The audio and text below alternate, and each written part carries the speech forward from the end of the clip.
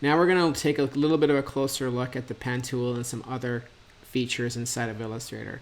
So if I went here to my regular pen tool, before I was showing you how to add anchor points with the plus and the minus and then making a curved line. But if we just go to the regular pen tool and you click and you drag the pen tool, you can make your own custom shapes this way.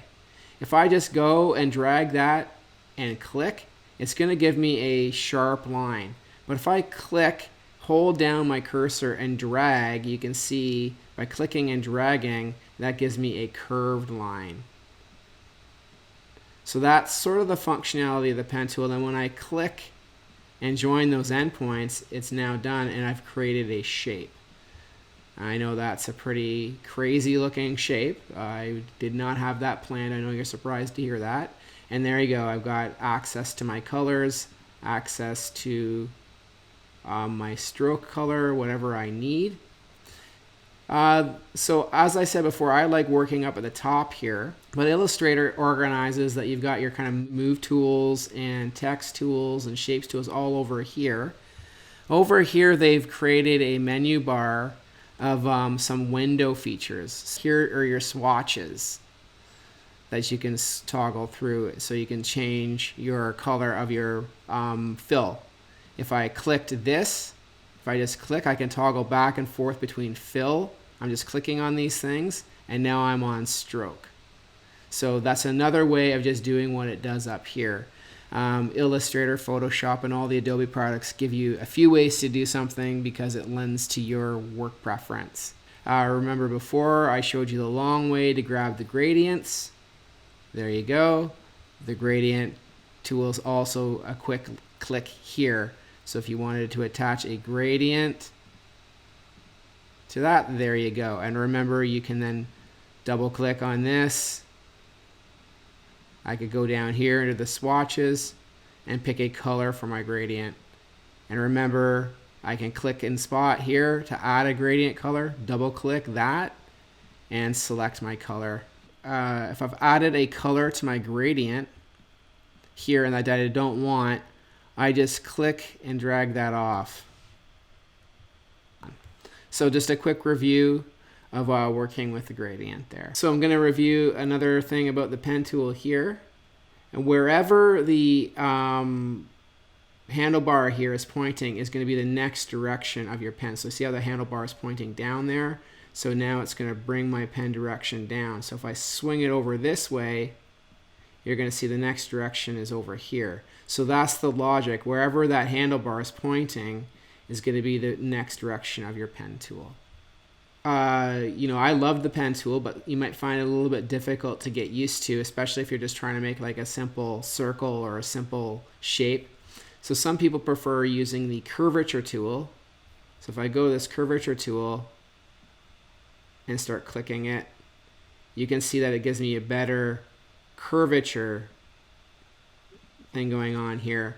So if you're looking for more of a smooth curve feature to your shape, the Curvature tool is the way to go for some quick and easy curvature lines.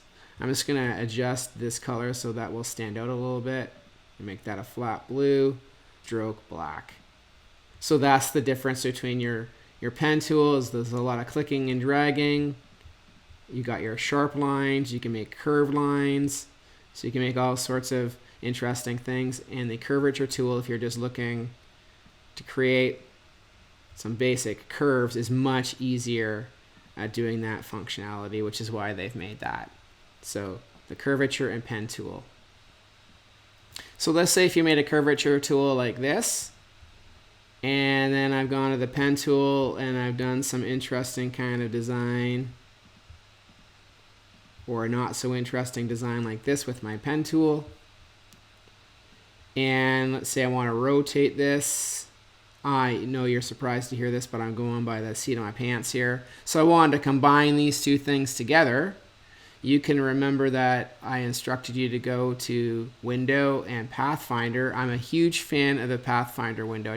I'm going to shift select these two things, move this off to the side.